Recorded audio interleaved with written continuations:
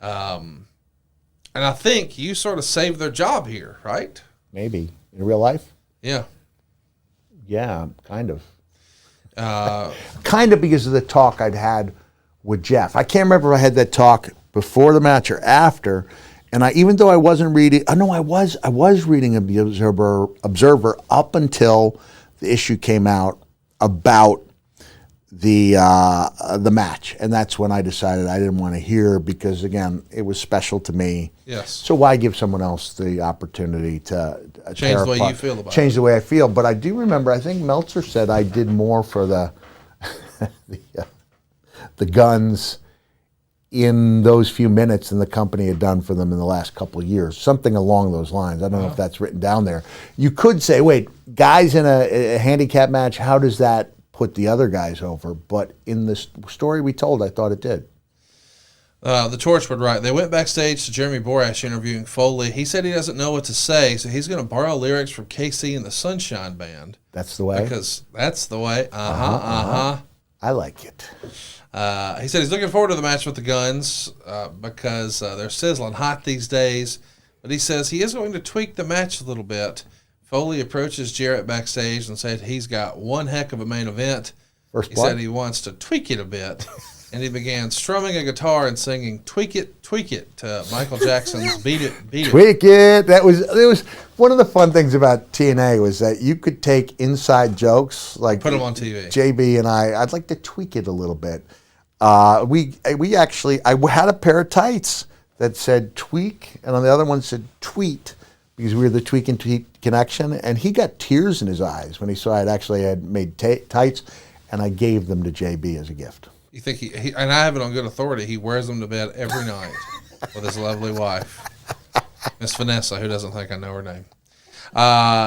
Foley is finding his stride in TNA as a character now. All right. See, because he's obviously trying to be agitating and annoying rather than cool and funny, leading up to a surprise turn when he joins MEM. Jarrett threw his arms up and said whatever he wants, and then he yanked the guitar away from him as Foley walked away. Tweak it! Tweak it! Tweak It is a new shirt available now.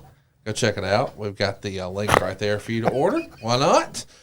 Foley stood. Can we do a Tweak and Tweak connection shirt? I think we have to. Please? Even though JB's in WWE, like we can just make it look, give the guy with the big eyeballs, right? Yes. But maybe just don't refer to him as JB. Well, it could be. We didn't say it's Jeremy Borash. Yeah, it's not. Tweak and Tweak connection. If I send him a shirt to match his pajama pants that he sleeps in, maybe it'll work out. Foley stood mid-ring and talked about tweaking his match later against the Guns. He said the Guns are great workers who would push him to his limit. He held a notebook and said it's the beginning of his next book, Crossing the Line. So here we go. It gets Can I just point out, it is rewarding to see something being recognized. Yes. So it is good that, it's the same thing as the Dude. People dog it at first because it's a work in progress. And they get it. And it starts getting better. And I think that should be a lesson that things sometimes need a little time, right? A fine wine. It needs that time to mature, as do some wrestling characters. So they give you guys 8 minutes. You come out wearing a leopard print shirt and sweatpants and tennis shoes. Traditional wrestling fare. Foley's going to suplex Shelley on the concrete. And you know what? I think I actually succeeded in borrowing from the Dynamite Kid here. There was a move I saw him do. Now, this I think I even wrote about this in Countdown to Lockdown, if you don't mind me going off on another one of our tangents. When Brian Hildebrandt gave me a VHS tape when I was struggling with my punches, when you're a brawling wrestler who can't throw punches, that's an issue. So he gives me this VHS tape. He says, watch the punches thrown between Brody and Terry Funk in this brawl in Tokyo. These are the best punches in the business. And they were amazing. When I found out the secret behind the Terry Funk punch, I was a little disheartened because Terry basically punches you as hard as he can. Therefore, it looks like he's punching you as hard as you can. But the other match that really got my attention was Dynamite Kid and Tiger Mask. Oh my God. And, you know, in the days when you could rewind stuff, I wore that thing out. I mentioned it was like the equivalent, every other young man my age was wearing out their VHS tapes watching the Phoebe Cates topless scene in Fast Times at Ridgemont High. But I was trying to discover the secrets of some of these high spots. And it was this mind-blowing high spot. How do you do that? How do you do that? How do you do that? When you rewind it and watch it enough, it seems pretty simple. I think it was Dynamite goes for the suplex, and then there's 2 quick reversals. They go for the ropes, and both guys go between the second and third ropes. Simple, but the speed with which they did it was just astonishing. And nobody's going to look at my version of it and say it was the superior, but I wanted to do it that night, and I think we did. In 2009. 2009. It's pretty fun to think about how this comes together since you give us the backstory. When Foley went after Shelley at ringside, Sabin leaped off the ring apron and nailed Foley with a drop kick. Foley bumped hard to the floor with a thud. The Guns hit Foley with a double dive through the ropes onto Foley. Shelley and Sabin posed in the ring as they cut to a break. And back from the break, the Guns drop-kicked Foley's head from 2 sides, crushing it between their feet. Ouch.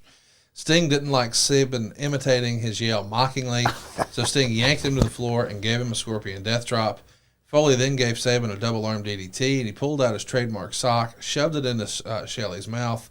Shelley throws himself to the floor. The ref said he thought he saw blood on the sock and was about to call the match. Foley stopped the ref, who was intimidated and didn't call for the bell. Foley then suplexed Shelley on the concrete. Foley then said, "This is not what I promised. This is not what I'm delivering. I told you I was going to bust somebody wide open." He said he plans to make Shelley suffer. He picked up the barbed wire baseball bat as the crowd chants, "Foley, Foley." Sting stood up with his baseball bat in hand. Foley put the barbed wire bat to Shelley's head, but then Sting hit Foley in the head with a chair, and Foley began to bleed. So the ref called for the bell, awarded the match to the bleeding Shelley, leave it to TNA to somehow even complicate and convolute a first blood stipulation. So he's negative over the steps. Yeah, I think that's... But it's story. Story. Yes. And it advances the story. And it's a better story for it. And you're concussed from this dropkick to the floor. I don't know. I was getting so lightheaded after matches that I couldn't even tell you which matches I did not have concussions after.